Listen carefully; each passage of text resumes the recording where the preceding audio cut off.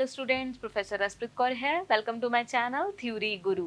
तो आज हम करने जा रहे हैं इलेक्ट्रॉनिक पेमेंट सिस्टम पार्ट 3 और इसके अंदर हम डिस्कस करेंगे रिगार्डिंग ई चेक्स। इलेक्ट्रॉनिक चेक्स क्या होते हैं?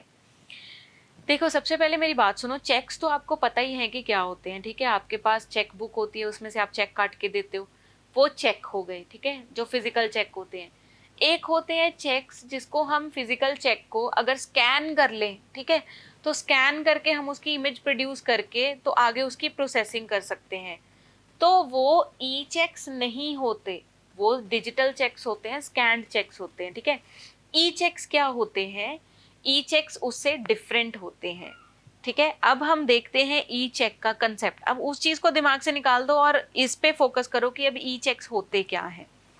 देखो, ई चेक क्या है? एक इलेक्ट्रॉनिक डॉक्यूमेंट है जिसने कि सब्सटीट्यूट कर दिया है पेपर चेक को फॉर ऑनलाइन ट्रांजेक्शन। इतना तो हमें इस वर्ड से ही क्लियर हो रहा है कि ये इलेक्ट्रॉनिक चेक्स हैं जिन्होंने पेपर चेक को सब्सटीट्यूट कर दिया है। इसके ऊपर डिजिटल सिग्नेचर किए जाते हैं जो कि पब्लिक की क्रिप्टोग्राफी के हेल्प से होते हैं। ये एक टेक्नोलॉजी है, ठीक है, और इसने रिप्लेस कर दिया है हैंड रिटन सिग्नेचर्स को। क्लियर? फिर क्या कहते हैं? ये same to same function perform करते हैं जो कि एक कन्वेंशनल पेपर चेक करता है, ठीक है। कन्वेंशनल पेपर चेक, यहाँ पे चेक के स्पेलिंग गलत हो गए। कन्वेंशनल पेपर चेक जो फंक्शन परफॉर्म करता है उसी तरह से ये चेक्स जो है फंक्शन परफॉर्म करते हैं। फिर क्या कहते हैं?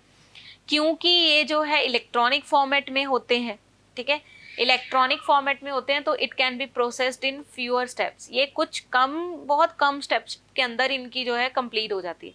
देखो, रात को बैठ के बनाई थी तो इसलिए चेक के स्पेलिंग अगर गलत हैं तो प्लीज सॉरी फॉर दैट। तो आपको पता है ये ऊपर बिल्कुल करेक्ट लिखे हुए हैं, वो करेक्ट स्पेलिंग होते हैं चेक के, ठीक है। फिर क्या कहते हैं? एडिशनली इसके अंदर मोर सिक्योरिटी फीचर्स होते हैं, बहुत सिक्योर्ड होते हैं than standard paper cheques. Clear? फिर क्या कहते हैं? इस जो सिक्योरिटी फीचर्स है वो किसकी हेल्प से होते हैं? पहले तो पब्लिक की क्रिप्टोग्राफी होती है, ठीक है। पब्लिक की क्रिप्टोग्राफी, जैसे इंक्रिप्शन होती है ना, कोडिंग होती है, किसी भी चीज की कोड में कन्वर्ट करना, उसे इंक्रिप्शन बोलते हैं हम। तो ये पब्लिक की क्रिप्टोग्राफी की हेल्प से बहुत सिक्योर्ड होते हैं। इनके अंदर डिजिटल सिग्नेचर्स होते हैं और इंक्रिप्शन भी इनके अंदर इंक्लूड होती है, मतलब कोडिंग इंक्लूड होती है। तो ये तीन चीजें मिलके ये इसके सिक्योरिटी फीचर्स को बहुत ज़्यादा स्ट्रॉन्ग बना देते हैं। मतलब जो ई चेक्स होते हैं वो as compare to paper cheques बहुत स्ट्रॉन्ग सिक्योरिटी प्रोवाइड करते हैं, ठीक है। अब क्या है? An electronic cheque is a form of payment made via the internet. तो इलेक्ट्रॉनिक चेक बेसिकली किस फॉर्म ऑफ पेमेंट है? क्या फॉर्म ऑफ पेमेंट है? थ्रू इंटरनेट हम पेमेंट कर सकते हैं, ठीक है। अब मीनिंग देखो, कहते हैं e cheque is the electronic counterpart of paper cheque. Paper cheque का काउंटर पार्ट है इलेक्ट्रॉनिक फॉर्म, मतलब पेपर चेक की इलेक्ट्रॉनिक फॉर्म है ई चेक, और ये इशू एंड प्रेजेंट दोनों ही डिजिटल फॉर्म में किया जाता है। डिजिटल फॉर्म में ही इशू भी किया जाता है, डिजिटल फॉर्म में ही प्रेजेंट किया जाता है।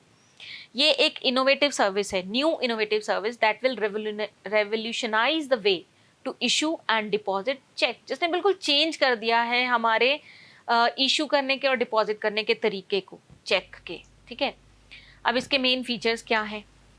प्रोवाइड 24 आवर कन्वीनियंस, मतलब इसको 24 घंटे में किसी भी टाइम आप इशू कर सकते हो, डिलीवर कर सकते हो, डिपॉजिट कर सकते हो, any time of the day, ठीक है।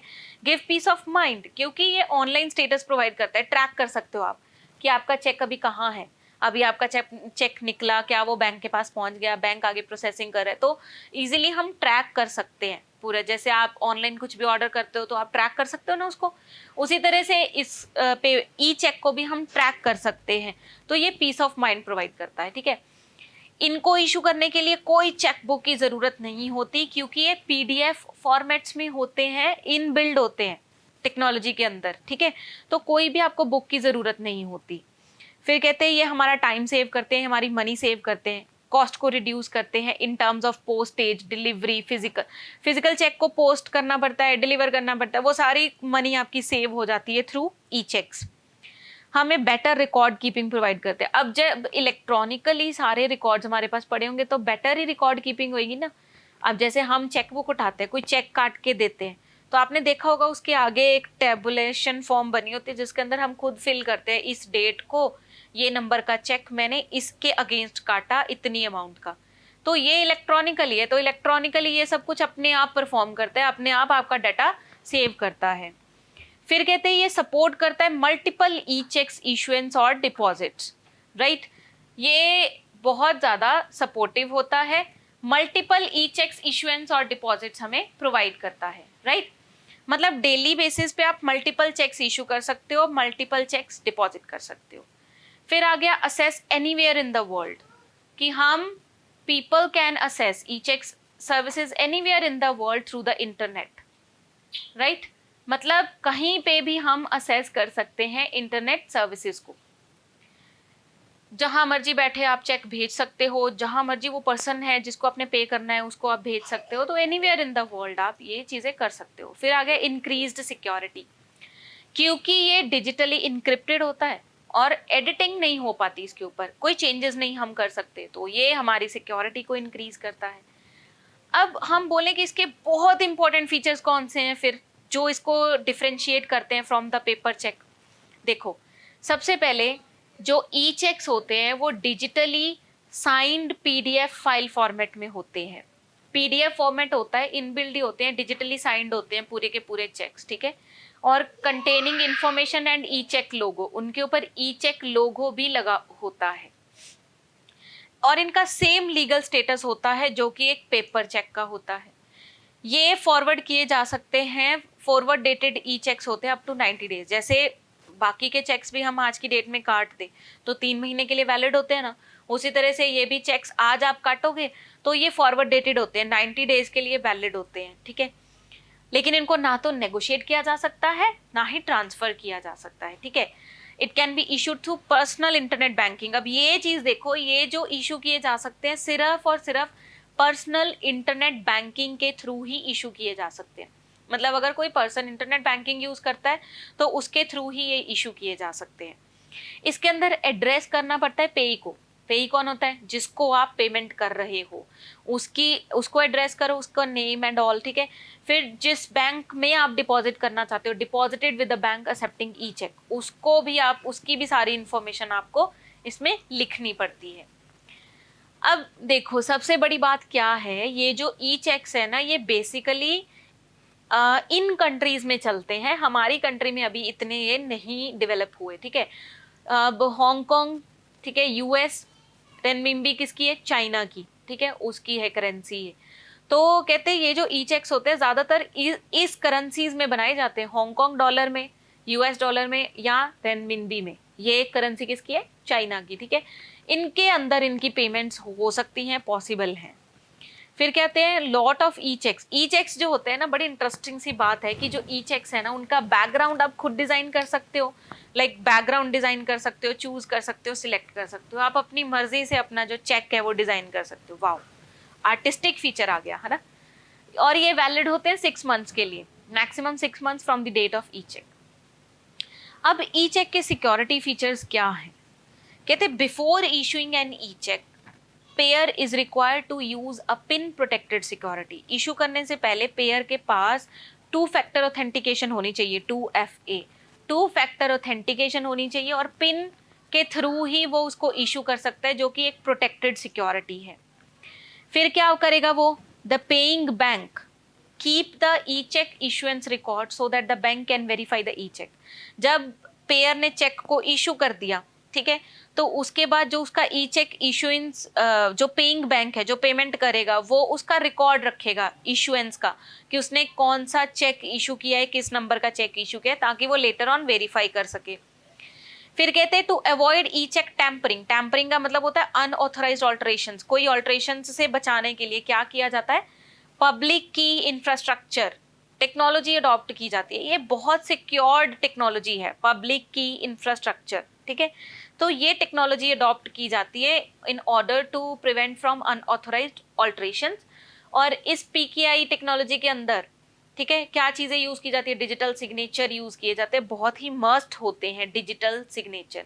ये डिजिटल सिग्नेचर भी हम आगे एक वीडियो आपको प्रोवाइड करेंगे, जिसके अंदर हम पूरी डिटेल में बात करेंगे डिजिटल सिग्नेचर्स के बारे में, ठीक है। अब देखो हाउ ई चेक वर्क, कैसे काम करता है ई चेक। हमारे पास है ये, देखो कितना स्मार्ट है ना, वाह, कितना लग रहा है कि कोई है बंदा, है ना। ये कौन है? पेयर। अब पेयर क्या करेगा, इस बंदे के दिमाग में आया मैंने ई चेक इशू करना है, तो ये पर्सन कहाँ से स्टार्ट करेगा? सबसे पहले तो ये अपने इंटरनेट बैंकिंग वाले में लॉग इन करेगा, ठीक है, अपना इंटरनेट बैंकिंग वाला अकाउंट खोलेगा, लॉग इन करेगा उसके अंदर। फिर क्या करेगा?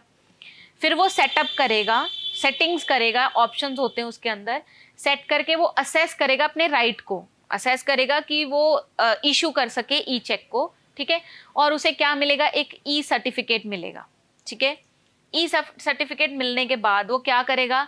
अपने ई चेक्स को क्रिएट करेगा और उनको ऑथोराइज करेगा, ठीक है। क्रिएट करेगा ई चेक, अपनी सारी जो डिटेल जो इंफॉर्मेशन है वो अटैच करेगा, राइट। फिर क्या करेगा?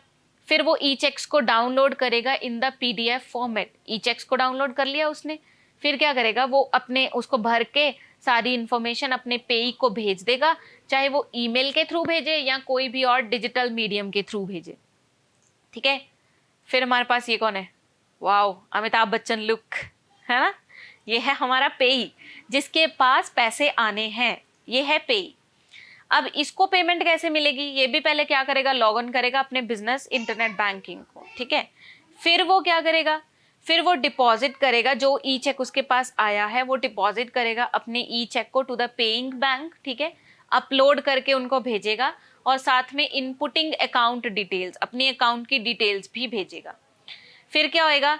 ई चेक जो है वो क्लियर कर देगा बैंक, और क्लियर कितने दिनों में होता है? With in 1 to 2 business days. तो ये कुछ प्रोसेस होती है ई चेक की। क्लियर हो गई?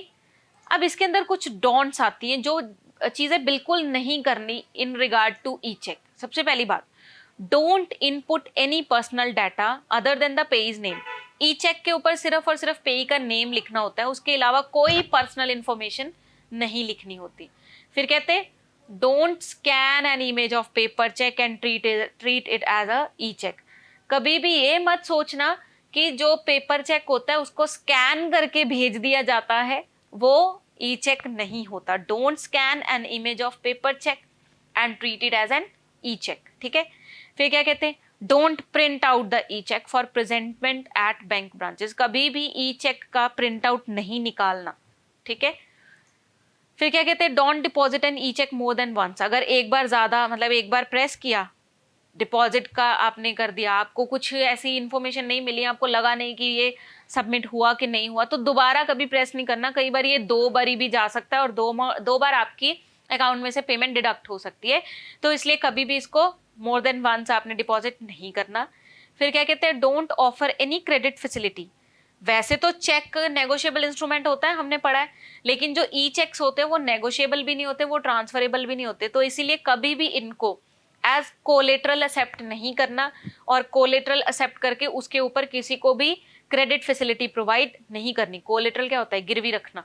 लाइक कोई आपके पास आया कि ई चेक मेरा गिरवी रख लो और उसके बदले में मुझे इतने पैसे दे दो, तो ये चीज बिल्कुल नहीं करनी, ठीक है। तो ये था हमारा टॉपिक ई चेक्स का। होपफुली आपको बिल्कुल क्लियर हो गया होगा। तो जुड़े रहिए इसी तरह से हमारे चैनल थ्योरी गुरु के साथ, which is providing best confined theory notes. Thank you so much for watching. Have a nice day. Thank you.